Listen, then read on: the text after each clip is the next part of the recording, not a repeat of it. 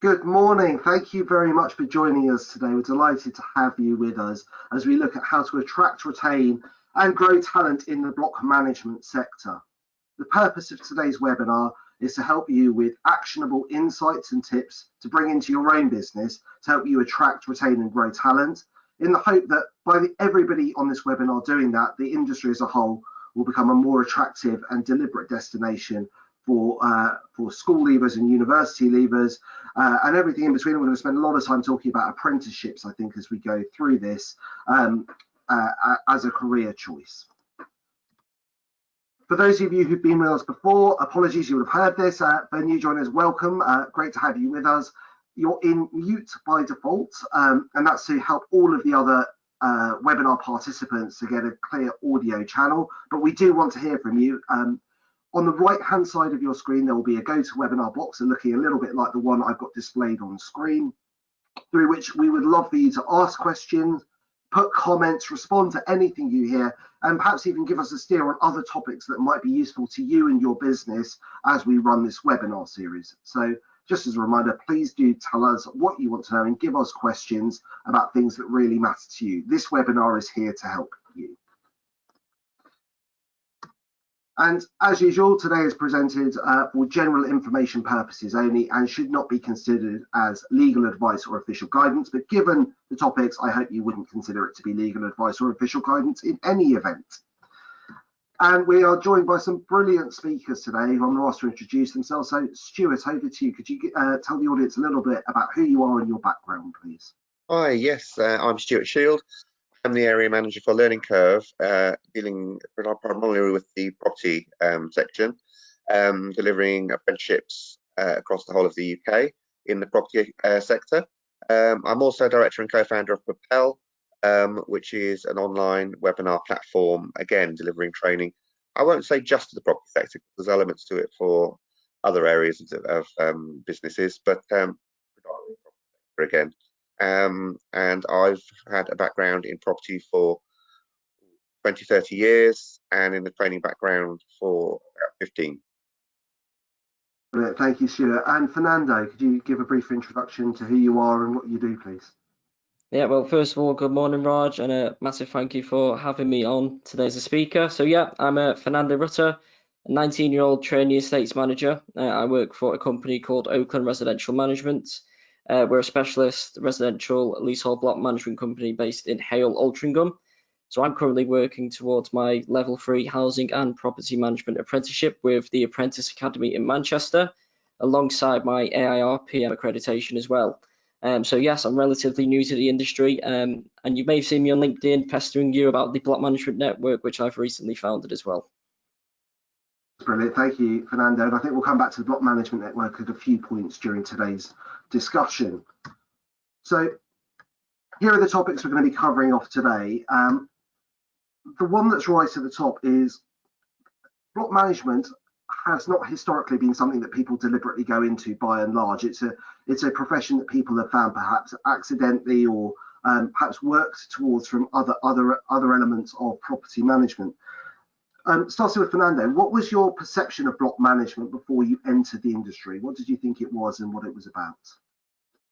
Well, like I said, being relatively young to the industry anyway, I have to be honest with you, Raj, I didn't know much about the role at all, in my honest opinion. And that's due to a variety of different reasons, you see, lack of material being one. So my first initial thought of a block manager was, oh, property. I just thought it was property management on a bigger scale, really. And I have to say, until you go into the industry yourself and become an estates manager and training block manager, you really don't understand what the role is until you go into it. It's definitely one of them roles. So as a starter, really being, again, starting fresh in the industry, having no experience, one of the things that I did was connect with block managers on LinkedIn, who enlightened me to the role, wanted to know more about the role, the day-to-day. And like I said, there's a lack of material. However, I did find a few modules available online. For example, some of you that are listening may know the Leasehold Advisory Service. They had a few modules on their website, so I decided to have a look at that. And I have to say, it did give me a really good insight into the role. But like I said, getting into the real thing is always different. You never quite imagine how many different hats you're going to be wearing in block management. One day I'm a block manager, the next I'm a counsellor, the next I'm an antisocial behaviour officer. The roles are just go on and on, really. So yeah. That's brilliant, thank you. And I think that the lack of knowledge about what block management really is a challenge to attracting the best people to the sector, not least due to the increasing demands. I suspect we'll cover off some of these later in terms of legislation, regulation and customer experience, which means that block management is and should be viewed as a professional service and needs to sort of position itself as such.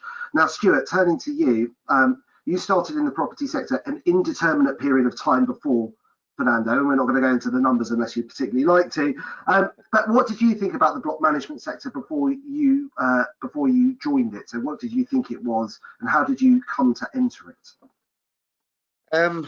I entered it by default as well, and I started as an estate agent, and it then led to me selling a lot of new blocks, and I basically got asked to set up something because of my enthusiasm as an agent.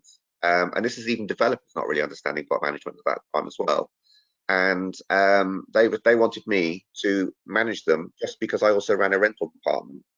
They just assumed it was just an add-on to that. And so did I, you know, I'm very naive. It was not long after that I realized there's a lot more to this, and there's a lot more different legislation and regulations. So I had to go to college and train. That's sort of how I fell into it. But even now, even in the training industry, I'm finding and coming across people that are actually saying, "Oh, it's just estate agency qualifications. We'll lump it together." I'm having to rant and rant and rant to everyone I meet. No, it's not. You know, I still don't understand why people aren't getting it. Bearing in mind that an awful lot of these people are living in flats and blocks themselves. So, you know, we've got to get a message out there what the difference is. Brilliant. Entirely agree. And my take from your introductions and backgrounds to your entry into the sector is not very much has changed in the meantime in terms of, at least from your perspective. And I think it's a more general point that the community or the community understanding of what block management is hasn't particularly evolved. Now, people within the sector understand it, but the first thing is a clearer message about what block management is, and that it is a viable and credible professional service career is something that's lacking. So with that as the sort of foundation point, moving on, hiring. So in your experience, how are most block managers hired? Have things changed?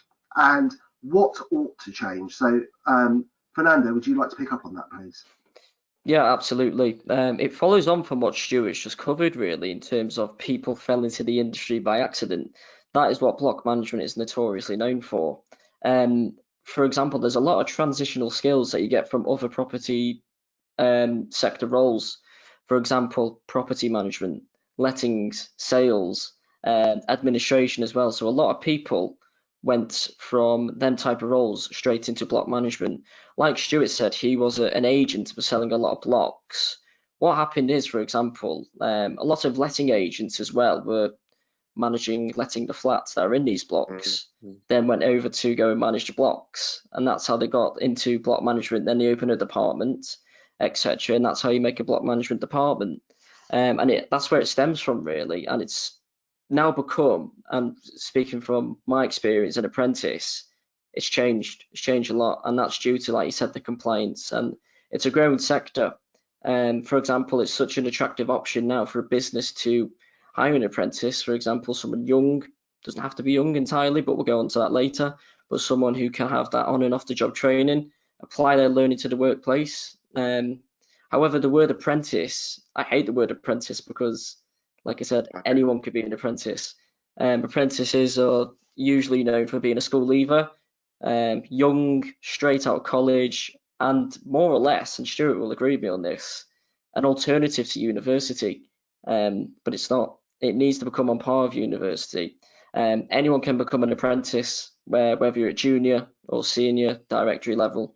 That's why I hate the word, really. And at the end of the day, as the industry becomes more regulated and people are going to require a license to work, there's no date on that.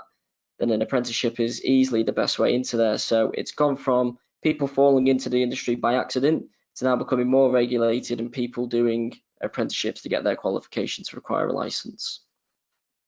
Brilliant, thank you, Fernando. And Stuart, Fernando talks about apprenticeships. I mentioned it in the introduction. Would you mind just giving a brief précis on the apprenticeship scheme for those people who don't already know about it? And I'm hoping that a lot of people do, but it's really great to hear it from an expert. And then come to how you think that apprenticeships can help and how block managers are currently being hired and what needs to change. Certainly. Well, gone are the days where an apprentice was some spotty oik that was actually not very good at school under a Ford Focus with a spanner. It's not like that anymore. You know, you can do a doctorate now as an apprentice. My oldest apprentice has been 76. So it doesn't matter on age. The whole scheme, and you're so right, Fernando, that the word needs to change. I think you've got to think of it as a funding model. That's all it is. An apprenticeship is a funding model. It's basically anyone can come in into the workplace, normal staff, normal salary, but train while they work. The training is very much hands-on. It's very much tailored to the industry. I'm finding that there's an awful lot of people coming out of even university with a lot of theory, but with no practice. And actually, they're starting, dare I say, sometimes even at a lower level than the people that have actually started on an apprentice scheme have been there a year. And in fact, I'm even taking on graduate programs now, which are very, very well, very, very good. Some fabulous students, you know. But it's interesting that they've done a year or 3 years at university and possibly even 4 or 5 if they've done a master's afterwards. Then they're coming onto an apprentice scheme to learn the practicals. You know, they'll have had a lot of debt by that time. So you know, it's worth considering an apprenticeship. The other thing with the apprentice schemes is that there are a lot of incentives for employers to take learners on. The new Kickstart program's just come in. You know, so there's even extra funding at the moment. So if you're wanting to know more about that, please contact me. And especially if you've got, I think it's over 30 placements. If you've got a large organisation, there's lots of funding. I'm also on a parliamentary group, an all-party parliamentary group, where we're trying at the moment to get apprenticeships registered onto the UCAS system, which is a fabulous idea because actually we're trying to stop schools shoving people down the university route. There's an awful lot of people going to university that probably shouldn't, but it's deemed that it's, and I say probably shouldn't, obviously everyone's entitled to their freedom of choice, but I think sometimes it's an expected route. They're running up costs, they're not benefiting really from it because they're coming out with odd degrees that actually aren't really helping them in their society life afterwards. I know it's a good experience, but sometimes I think for personal growth, the real world's sometimes better, and you know we often miss that. And I think an apprenticeship is a good route for that. So if we can get it onto the UCAS system, so it doesn't just become learners being pushed because it's a stat for a school progression, and even parents, to be quite honest, you know, there's a pride thing. You know, my daughter, my son must go to university. Why? You know, the University of Life is probably one of the best universities, to be quite honest. So yeah, the apprentice scheme, I fully am behind. But thank you also for the sort of synopsis of apprenticeships generally, and I loved your summary. It's a funding model and it's also a training model, and the two things go hand in hand. The Kickstarter scheme, for those of you who don't know, is a new government initiative allowing basically paying the wages and associated costs if you are taking on qualifying people. Stuart is definitely the expert on that, but you can do it individually or grouped together. And it is definitely worth looking at as a model. And again, Stuart's contact details will be sent out to you after this webinar. I'm just going to move on to the next section because I'm conscious of time available. And just as a reminder, please do submit your questions. I suspect some will come up about the Kickstarter scheme and apprenticeships, which will also come up as we go through this. So we've talked about some of the challenges the sector has in becoming a deliberate choice. We've talked a bit about how people are currently hired and how apprenticeships are changing that and will continue to change that. When you've hired someone, let's talk about onboarding. So the training in the first few months, which I view as a business owner as being absolutely critical. Fernando, how were you trained in your first few months in the role? And I guess if you had a magic wand, what would have been different to help you succeed more quickly?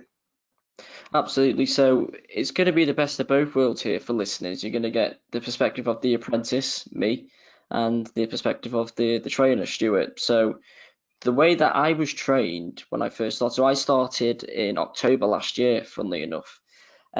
So as mentioned earlier, I was basically a blank canvas, didn't know anything about the industry as such. I mean, I do come from that kind of background anyway. I've had family businesses that have been in the property maintenance sector and cleaning services and whatnot, but it's a completely different ballgame when you get into block management. So following on from how people fell into the industry by accident, many new joiners just got thrown into the role without any training or education. And again, it goes on to the apprenticeship route of how it's different. So doing an apprenticeship, you have the combination of on and off the job learning. So with the Apprentice Academy, I was also, like I said, working towards my level 3 housing and property management apprenticeship. And I was also doing workshops with the academy alongside this. So it's one workshop every month until you complete your apprenticeship, your endpoint assessment as such. So these workshops, really, you're going through the whole property sector, a broad overview basically. So the first initial months are an introduction to the industry, property management and the property world as a whole. And again, you go into the private rental sector, residential leasehold block management, all sorts really. And alongside this, you're also doing your IRPM modules. If of course you're working towards your AIRPM accreditation. So these IRPM modules, again, they go on to discuss the industry as a whole. And alongside the job, you'll also be getting trained, like again, on and off the job. So you'll be getting trained on the job as well. Fortunately, with Oakland, I got presented with the best line manager, basically, in my opinion. So that's Liz Rowlands. I'm sure she'll be very happy that I've given her a shout out there. But no, she completely took me under her wing, basically, and the stuff that I've learned in the past year has just been fantastic. And again, like Stuart said, it's not just property. You also learn management techniques and tools, going into things such as the 80-20 principle, the Eisenhower matrix, Edward de Bono's 6 hats theory, all them sort of things really. And the Apprentice Academy and Learning Curve, they'll set out the whole learning plan for you, really. They'll set it all out for you, so the employer doesn't have to worry about setting out a learning plan or doing much work in actually structuring the apprenticeship for you. And then also do the vetting process as well, the interview process. So that's how I was hired, but I'd love to hear how Stuart was hired. And Stuart, we've already started getting some questions. So again, as a reminder, please submit them via the GoToWebinar panel. Stuart, I'd also be interested in how would you advocate that people onboard new joiners, and what do you think is missing from the current typical way of onboarding new joiners into the block management sector? I think one of the biggest problems with onboarding is keeping them once they're there. I think one of the best ways to do it is perhaps some of the flexible learning courses. If you took someone on a flexible learning course, they are courses that are available for 6 months. They're fully funded. You have to be taking someone off unemployment support or universal credit. So it's helping people, back into work anyway. So it's a good way to do it. And that could be graduates that have actually just signed on as soon as they've left uni. So you're getting a good quality of person, anyway. You're giving them a good introduction before. Well, it works both ways. It works good for the learner to actually experience a certain period of time on an environment like a property management company.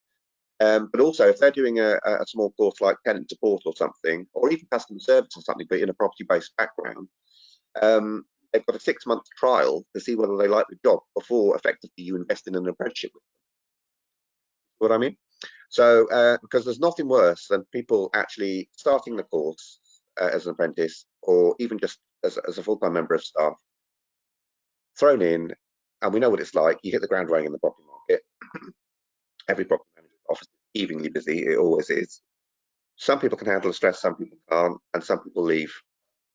Now, if they leave, it might be for very valid reasons. And is that the right person for your organisation, or is it the right job for you? Possibly not. One, it might just need that you need more training. Hopefully, the course would help with that. Or you try something different. But at least then you know where everyone stands. But onboarding generally, I would certainly use companies like the Learning Curve, because we can recruit. We go into schools, colleges. We have career convention days, weeks. We can promote on government websites to get people in. We can do all of the interviewing for you, all of the screening for you. It's completely free, which is quite a cost. Recruitment companies interview them. We can actually even have you on the interview panels as well for the first 2 or 3 interviews. We can even psychometric test, if it's necessary, and trial them like that. So yeah, have a chat. Come, get in touch with us and see if we can actually advertise your vacancies, promote them, interview them, get them on, set them up on apprenticeship, and then train them. But I'm finding as well, there's an awful lot of people with the IRPM and the CIH and all of the other training qualifications that they're doing, which as add-ons with the qual, that where they're struggling, or employers are struggling, it's with little things like professionalism, work ethic. They're things that are very, very important in industry, but they're not taught at school properly. So that's another reason why an apprenticeship's a good. Sure. Let's just pick up on one thing. So I'm expecting quite a lot of people to get in touch with you about the Learning Curve after this, but even if someone doesn't come to you for the training, what is an actionable insight or tip that you can give anybody with a new joiner that they can implement themselves in their business around that soft skills piece? So not the hard training, not the regulation, but just one implementable tip they could put into their business tomorrow with a new joiner to help to accelerate that soft skills learning. They need to register with Propel. Propel is perfect for the soft skills. For example, we've got a course coming up that's free. It's a lunchtime, half an hour thing. I can't remember the exact date, but it's on the Propel website. And we've secured professional training from the Debrett's organisation. And Debrett's obviously very high end. They'll give you some fabulous tips on how to deal with very fussy and busy customers. And as some of our blocks are very, very expensive and we have very demanding clients in them, you need to be put in a position where you can cope with that. And it's not everyone that can. And I think that confidence will be vitally important to you when you are talking to these people, being able to, relate on a certain level. Small talk, for example, that's an art. Not everybody has it. I mean, you have the Kevin and Perry syndrome. Don't know what you're talking about. You need to be able to relate to all and everyone. And I think that's quite key. So if they go on the Propel, they'll be learning all these tips, and it's free. Brilliant, thank you. I'm just looking over, I've got a separate screen showing me the questions popping up. I think we will, given the number that have already come in, we'll come back and deal with the questions separately rather than trying to deal with them as we go through. But please do carry on sending them through. The next section to cover off or look at is training. So you've onboarded the person. In fact, one of the question I was just reading that pops up, I think very much fits in here. So I will pick it up as part of this. But what's the biggest challenge you see today in the block management landscape? And what should firms do to support their staff? So I really view it training as an investment and a support thing. So Fernando, what do you think?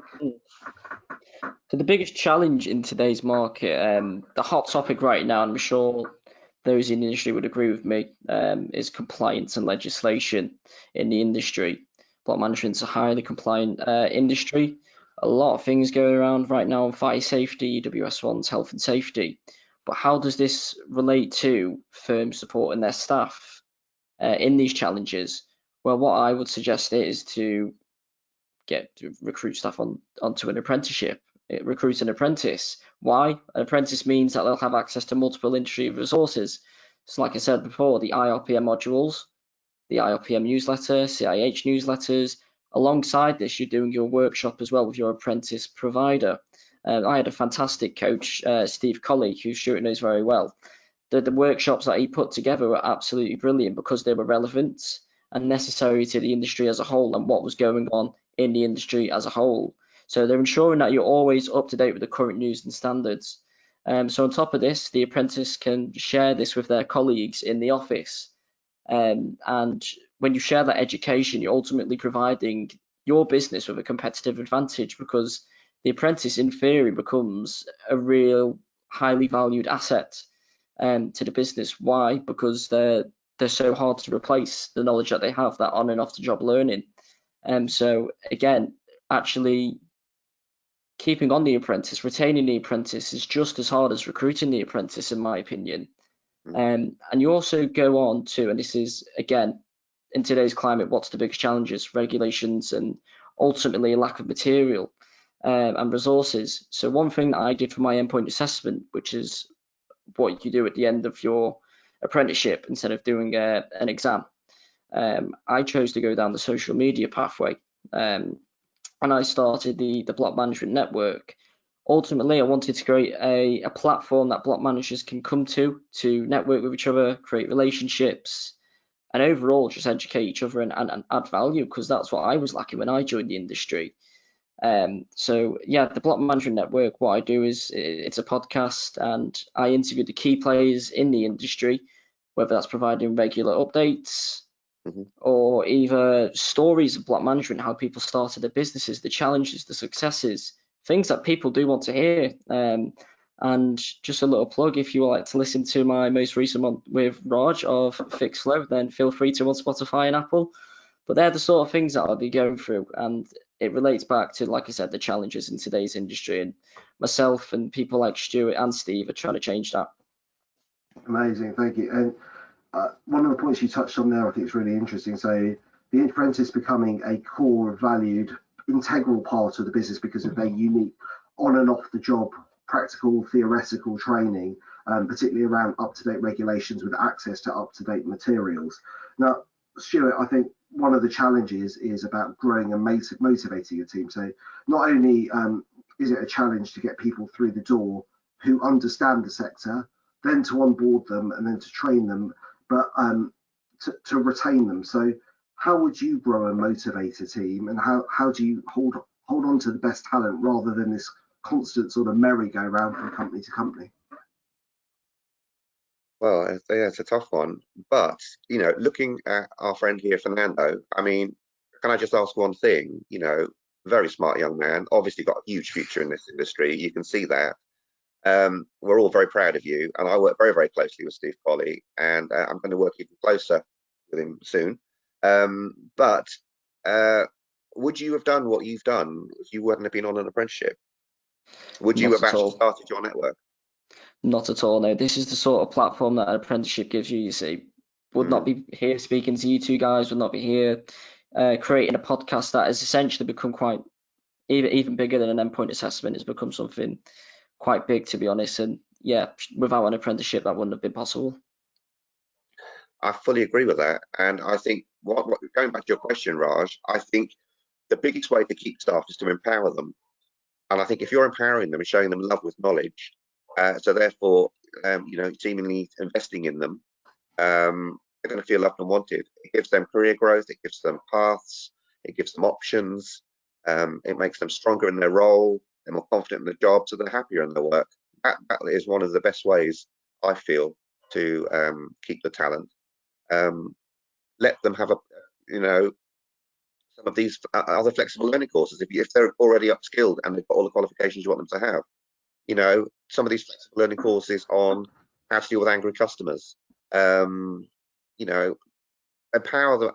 your staff so that they're happy.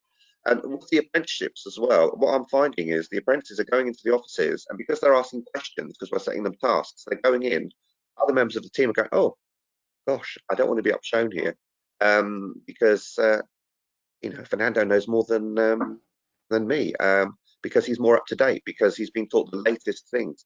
Because if I'm honest, how many of us do sit and read the technical updates every day? We don't. We're just so busy. We wait until someone emails it round from a compliance department, or you know, it's headline news, which is probably a bit late. We should be empowering our own teams. So I'm a huge believer in education is the key to actually keeping staff, developing staff, giving them options, and keeping them happy. Thank you. My very rudimentary view of business in the world is every business is, irrespective of sex, it starts with the people. Then you layer on the process, and then after that, I'm going to call it prop tech. So it's an alliteration for this, but it's basically the technology sits on top. But if you don't have the foundation right with the right people, you can't really build. And we're all property people. You know, you need solid foundations to build. And so, with that in mind, Fernando, for the people, I know we talked previously about vision and mission and purpose effectively as the galvanizing force. I'd love to hear your thoughts on that within the block management sector and how it can be appropriately harnessed. Yeah, well, it's hard to go in as much depth as Stuart has.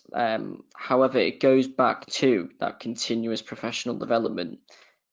If a business continues to invest and organically grow their team, it's going to have a knock-on effect on the business culture. It's going to create really high motivation throughout the workplace. Employing an apprentice, now I'm not one to blow my own trumpet or anything like that, but I know a lot of other apprentices would do this as well. They bring fresh ideas. They bring a new stance on things, really, where you go into a business and think, why are they doing it like that? Maybe we could change that for the better. They bring a fresh pair of eyes, really, energetic, motivated. Investing in staff is one of the best investments you can make. It's an investment, it's not a cost. That's why I believe in training and education. It's not, because basically the cost, it's going to be an infinite return on investment for the business, you see, because employing and educating staff, the rewards that they can give you is phenomenal. In addition to this, the continuous professional development that you give to your staff is going to increase, labour retention rates. They're going to stay on for longer because, like Stuart said, you love, they care about you, they want you to do the best. And keeping the apprentice again involves it follows on from that, really, because an apprentice wants to stay motivated. However, what happens after they finish their apprenticeship? What is the business going to do? Are they going to increase their wage? Are they going to invest in more training for them? They're the sort of things that need to be answered, really. And again, it goes back to the apprentice being an asset, and the knowledge that they have is so important to the business that it would be a massive loss if the business were to lose the apprentice. I think as well as a social conscience there as well. Sorry, jumping in, Raj. I mean, if the company is seemingly promoting this and developing people, I think if you're shouting about that from the rooftops, that you are sort of, well, like the investors in people, et cetera. People like to use these organisations because they feel that they've got social conscience, a moral conscience. I certainly would choose companies like that. I guess slightly tangential, I'm going to try and do a link there from what you've said. Stuart, we previously talked about the link between the virtuous circle of property management to better communities and how it benefits everyone. Would you like to just talk people through that? I suspect lots of people have thoughts about it, but I heard you put it really eloquently when we spoke before. I think, thank you. I really feel that property managers have a fundamental role in communities. For example, I have had a very fabulous young lady called Alexandra Russell from HML, who actually is a very keen student. She has developed, well, she had a problem in her blocks with homelessness and people sleeping in the blocks, in the stairwells, and residents feeling unsafe. Obviously, there was mess and debris left, imported rodents, so it was a problem. Instead of just thinking about where can I put the security gates and locking someone in out, making the place perhaps not that desirable or gated, what gives that impression, she went and spent some time with the homeless, and everyone thought, gosh, this was mad. Why did you concentrate on what you're doing, which is clearing the steps up and everything like that? very clever young lady. She went to the root of the problem. So what she did was she went out and subsequently has set up a charity for the homeless, food shelters, clothes banks, etc., etc. And as a result, she's got these homeless people housed. It's actually meant that the problem has gone from the block, and the block is very, up there in the news as being a successful, good community place to live. And the company has got now a huge social conscience about it all. They're fundraising for her. It's just brought everyone together, and that's all down to the power of friendships. That is absolutely amazing work. I hear a dog barking. Charity now off the back of it. I hear a dog barking in the background, which I'm going to take as a vote of agreement with what you're saying. I'm not sure whose side it's coming from with that. I'm just conscious slightly of time because we've got so many questions coming in. And I'm going to pose the first one to, in fact, both of you, I think. Is there any advice on hiring and retraining qualified staff who want to go further with their training and development? So what advice would you give the audience member? I'll jump in. The first thing I would want to say, definitely, sorry, Fernando, is don't be frightened about it. Even if it's years since you've studied, we can guide you through. Let's secure your job to make you happier in your job by being empowered with even more knowledge. Let's get you further up the career ladder. Things cost more these days. You might get a pay rise. So don't be frightened. The good thing about doing an apprentice scheme as an upskiller is the fact that there's very few exams, if any, and you can get exactly where you need to be. The world's your oyster. Don't be frightened, is my advice. I have to second that as well. Just because it goes back to that word apprentice. Just because it says apprenticeship doesn't mean that you have to be young to do one.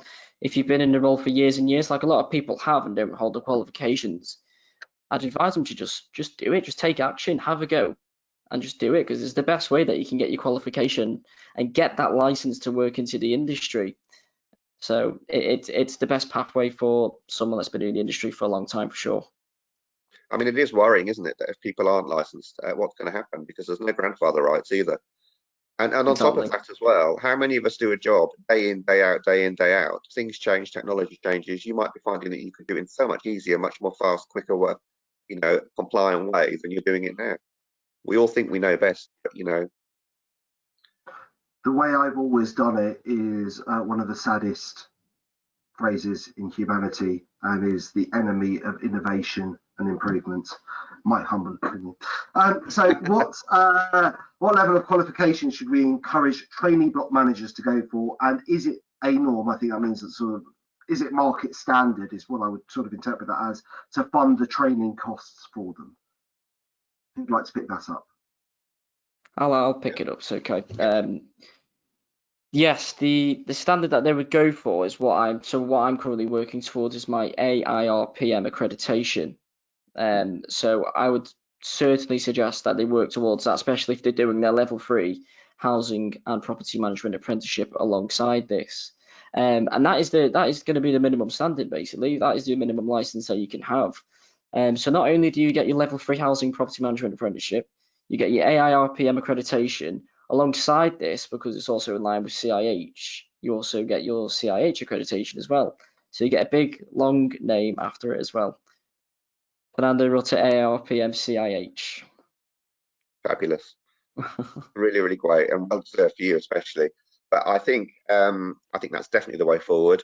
The other good thing about it is that if you do your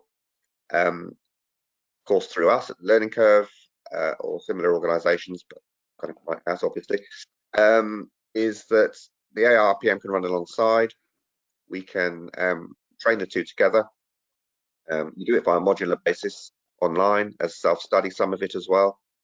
So there's no real exams. There's little tests at the end of each module. It's 15 multiple choice questions. And like I said, or like Fernando said, sorry, you can get all your accreditations, and the funding model.